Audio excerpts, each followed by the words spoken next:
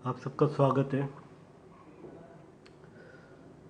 सबसे पहले तो आप सबको रमज़ान की बहुत बहुत बधाई। दुआ करिए कि हमारे जितने हिंदू मुसलमान भाई हैं वो इस महामारी से बचे रहें।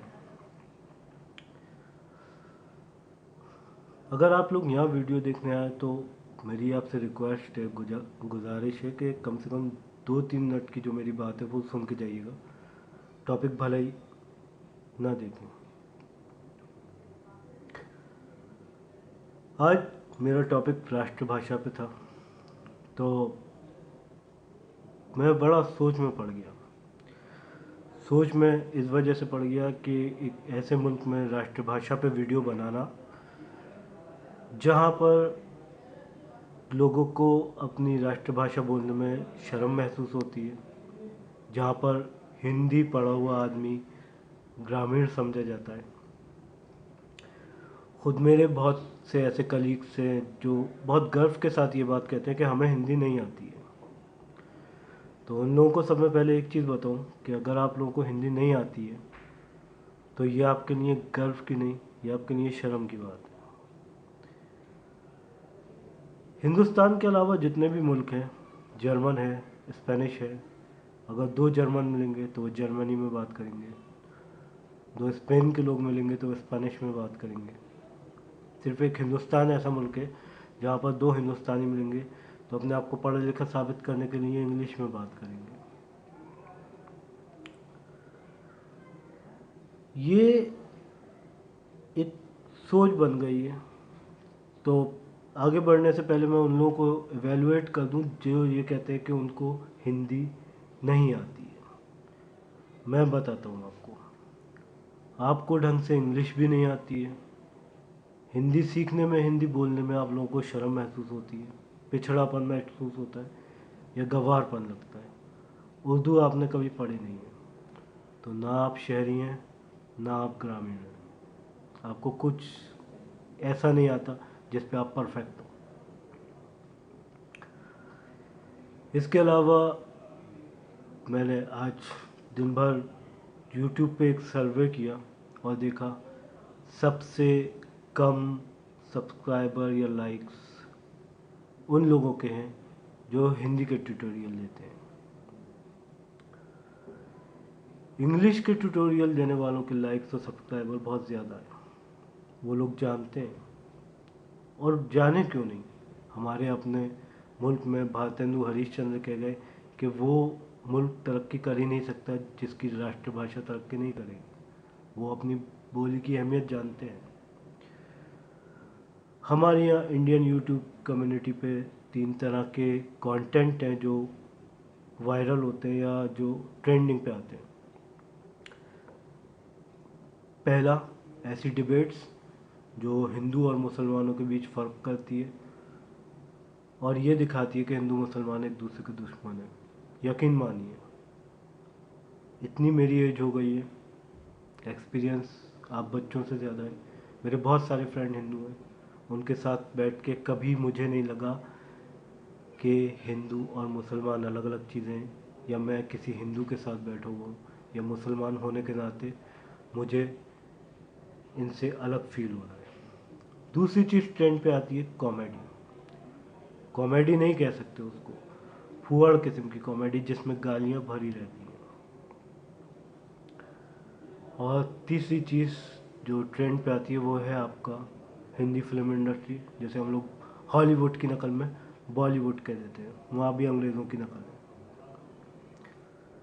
है। ये हमारी सोच को दिखाती है। इंग्लिश सीखने में बुराई नहीं है, ग्लोबल लैंग्वेज है, जॉब ओरिएंटेड है, खुद मुझसे इंग्लिश आती है। लेकिन अगर हम कंप्यूटर की लैंग्वेजेस सीखते हैं, C++, बेसिक, जावा, कोबोल, फोर्टेन, तो क्या हम उसमें बात करते हैं? नहीं, क्योंकि वो हम सिर्फ प्रोफेशनल अपनी सक्सेस के लिए सीखते हैं। और हिंदी जो है वो भी ऐसी ही है, मतलब कि हिंदी में हम लोग बात कर सकते हैं लेकिन कंप्यूटर लैंग्वेज में नहीं, तो फिर हम इंग्लिश में क्यों बात करें? वो भी हम प्रोफेशनल उसके लिए सीख रहे हैं। वेस्टर्नाइज होने की चक्कर में आप ये भूल जाए कि आपकी जड़ें कहाँ से हैं। तो आपसे ज़्यादा आर्टिफिशियल, आपसे ज़्यादा कृत्रिम व्यक्ति कोई है नहीं। आप साइकोलॉजिकली, मनोवैज्ञानिक तौर पे बहुत कमज़ोर हैं। बड़ी बड़ी संगोष्ठियाँ होती हैं, बड़े बड़े प्लेटफॉर्म्स पे हिंदी की बात होती है, और जो हिंदी की बात करते हैं वो कोट पैंट पहन के आते हैं और नमस्ते की जगह हैंडशेक करके चले जाते हैं। ये बड़ी दुखद स्थिति है। अच्छी बात है आपको एक से ज़्यादा लैंग्वेज आती है, बट आप अपनी भाषा बोलने में शर्म महसूस करते हैं। और एक जो चीज़ मैं देखी, हिंदी बोलने वालों के सब्सक्राइबर और लाइक सबसे कम होते हैं। ये चीज़ आप देखिएगा, डेटा एनालाइज करिएगा। पहली बात मैं ये बता दूं कि मैं ये इस वजह से नहीं कह रहा कि मुझे YouTube से कोई अर्निंग है या मुझे सब्सक्राइबर गेन करने हैं या मुझे लाइक्स चाहिए। ऊपर वाले की बड़ी कृपा है, अल्लाह का बड़ा शुक्र है कि मैं इन चीज़ों पे डिपेंड नहीं हूँ। ये एक लॉकडाउन की स्थिति थी जिसमें मुझे अपने स्टूडेंट्स के लिए वीडियोस बनानी पड़ी।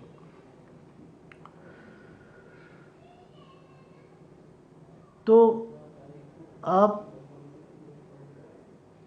अपनी भाषा से, अपनी संस्कृति से बिल्कुल कट के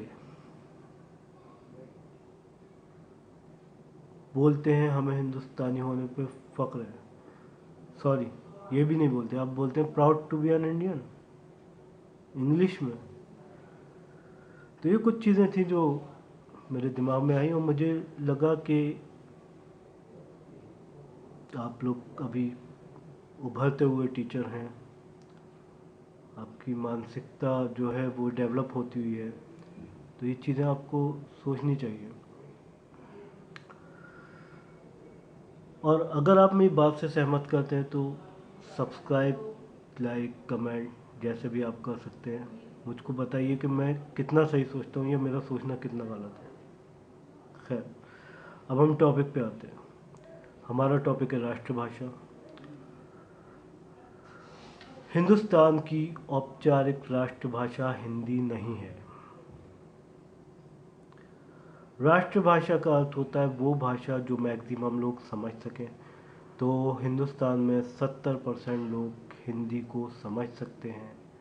संविधान लिखते टाइम ये स्थिति थी, जिसमें से 40% हिंदी भाषी थे और बाकी के 30% ऐसे थे जो हिंदी भाषी नहीं थे परंतु हिंदी को समझते थे।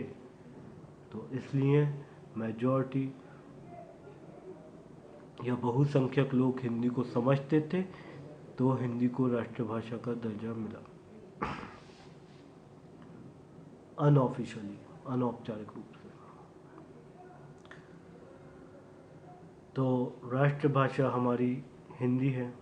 राष्ट्रभाषा की डेफिनेशन भी आपने समझ ली कि राष्ट्रभाषा कैसे बनती है। दूसरी भाषा के रूप पे हम बात करते हैं राजभाषा। राजभाषा वो होती है जो सरकारी कार्यालयों की भाषा होती है, जिसमें दस्तावेज़ों का काम होता है, डॉक्यूमेंटेशन होता है। तो राजभाषा हम हिंदी इस वजह से नहीं कह सकते क्योंकि भारत में विविध प्रकार की भाषाएं हैं। साउथ वाले हिंदी नहीं समझते, गुजराती, मराठी लिपियां अलग हैं, शब्द अलग हैं, तो उसको राजभाषा का दर्जा हम इस वजह से नहीं दे सकते क्योंकि अगर साउथ की तरफ जाके हम लोग और हिंदी में डॉक्यूमेंट तैयार करें तो वहाँ वाले नहीं समझेंगे। तो इसको स्टेट लैंग्वेज कहा गया और बाद में संविधान लिखने के बाद इसका नाम बदल के ऑफिशियल लैंग्वेज हो गया, जो ऑफिसेस में यूज़ होती है। इसकी जो शब्दावली वो पारिभाषिक होती है। परिभाषा, एक पारिभाषिक यानी एक शब्द में पूरी परिभाषा, एक शब्द में पूरी डेफिनेशन। जैसे जिला अधिकारी, पूरे एक ज़िले का अधिकार रखने वाला। औपचारिक होती है, जैसे कि हम एप्लीकेशन में लिखते हैं, आदरणीय गुरुजी, रेस्पेक्टेड सर, औपचारिक होती है, ठीक है।